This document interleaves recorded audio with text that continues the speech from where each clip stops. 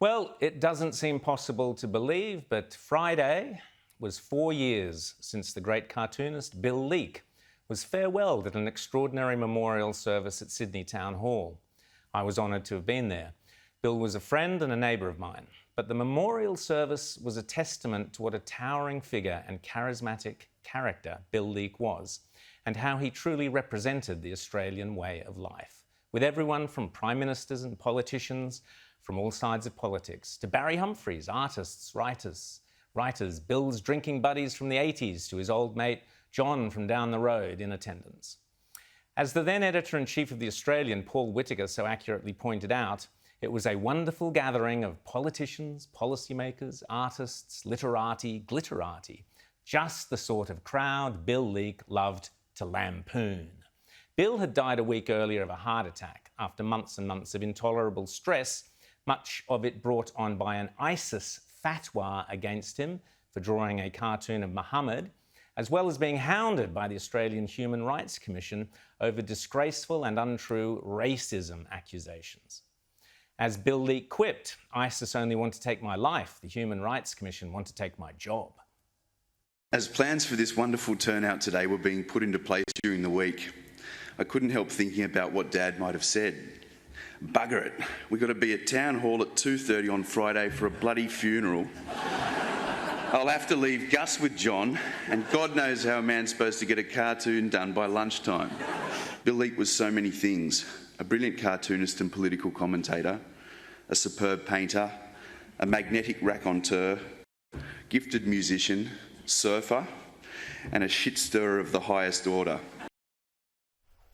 That was Bill's son, the very gifted Johannes Leak, who has now more than stepped into his father's shoes as the political cartoonist at the Australian newspaper, something that would make his dad so proud.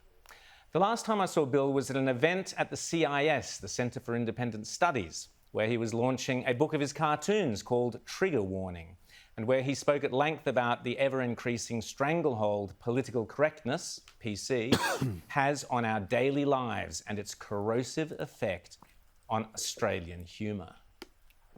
As the senses of humour of people suffering from PC atrophy, their sensitivity to criticism becomes more and more acute until they get to the stage where everything offends them and they lose the ability to laugh entirely.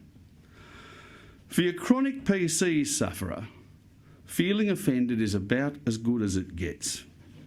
So a good cartoon gives them an excuse to parade their moral superiority in 140 characters or less, scrawled on the dunny door of social media, where every other humorless half-wit who's seen the cartoon and felt offended can also join in the fun. And they do. And they did. When we said goodnight to Bill that night, he was still out on the pavement cracking gags and telling his yarns. 36 hours later, he was dead. Bill used to hold these amazing great big Sunday lunches at his house with lashings of Thai food and the dogs and the family and his mates, and you'd meet the most amazing characters there. To get the phone call saying, "Mate, we're just whipping up some tucker, why don't you come around?" was one of the joys of knowing Bill Leak. The anecdotes, the laughs, the jokes were unforgettable. More importantly, so were Bill's sharp political insights and his concern and love for free speech and artistic freedom in Australia. Here is Bill, again at the CIS event, talking about how a cartoon is no longer something just to get a laugh out of, and art is no longer there to inspire the senses, but instead... it has to be analysed.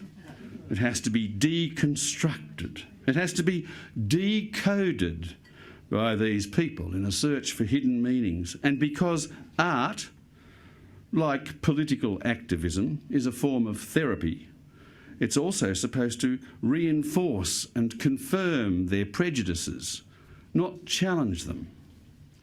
Well, bugger that. Political correctness is a poison that attacks the sense of humour.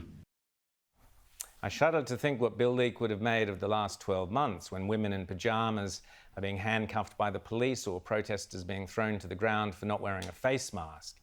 Everyone who arrived at that memorial service 4 years ago on Friday was greeted by Fred Paul, Bill's colleague at the newspaper, his surfing buddy, and indeed his best mate. Fred has written about his adventures with Bill in The Spectator Australia and for the Australian newspaper, but for much of the past few years he's been working on a proper and fitting biography of his greatly missed mate. Apart from the sheer amount of material that is needed researching and collating, Fred has sought to answer the question that ultimately defined the life of Bill Leak and puzzled, for very different reasons, every single person who sat in the pews at that memorial service. How did a working-class kid and knockabout Aussie larrikin transform from being a passionate lefty iconoclast to a deep-thinking, concerned conservative determined to see the end of the ghastly 18C legislation that has done so much damage to free speech in this country? Tony Abbott's big regret about his prime ministership is that he didn't get rid of 18C. Malcolm Turnbull, at that memorial service, committed to getting rid of 18C, but nothing happened. Scott Morrison regards free speech as an irrelevance, an inconvenience. And this time last year, a group of Liberal senators who claimed to support people like Bill Leak disgracefully passed a motion in the Senate censoring a private citizen, Bettina Arndt, simply for quoting someone in a tweet, and then boasted about it. Ironically, Bettina was a close mate of Bill Leak's. He would have been appalled. After 7 years in power, the fact that Section 18C of the Racial Discrimination Act is still law in this country demeans us all and is a permanent stain on this coalition government. This is a mock-up of Fred's book, Die Laughing, the biography of Bill Leak, Die Laughing.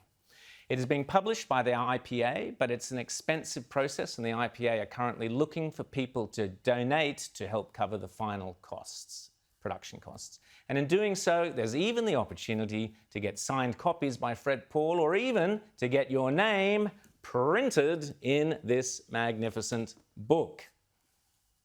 Now, when I met the great Australian cartoonist Bill Mitchell about 34 years ago, he said, "Mate, a cartoonist only has to be funny once a day, but it's a lot harder than you'd think." Now, he was right, but he had no idea how much harder it would be for me than it ever was for him. For a start, in order for Bill Mitchell to come up with a cartoon, all he had to do was take a serious political issue, exaggerate it to the point of absurdity, and draw whatever he saw when he got there. But I can't do that, because the ideas our politicians have these days are utterly ridiculous to start with. And if you're starting at the point of absurdity, where are you supposed to go from there?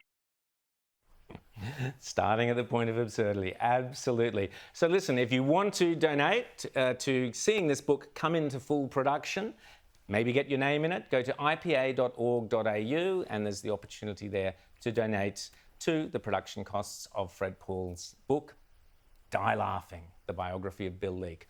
What would Bill make of today, only 4 years later, as the leftists try to tear down our statues, destroy our sense of humour, as the police silence our right to protest, and even as our politicians and our activists, some of them are trying to do away with iconic Aussie things such as Anzac Day?